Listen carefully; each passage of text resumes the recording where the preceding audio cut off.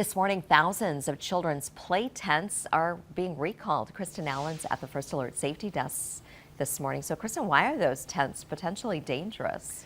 Tammy, the brand of this tent is called the Fort, and the magnets used to connect the different pieces of the fort can come loose, becoming a choking hazard for young children.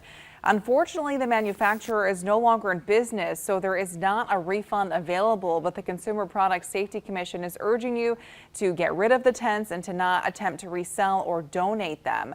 The tents are being recalled after 17 reports of loose or broken magnets where there were injuries to 2 adults and a child who pinched their finger. The Fort play tents were sold in 12 different colors. They are about 30 inches high and 26 inches wide when they are assembled. The set comes with 12 cushions made of foam in various shapes, such as rectangles and squares. The Fort play tents were sold on the getthefort.com website and also zoolily.com for between $200 and $400.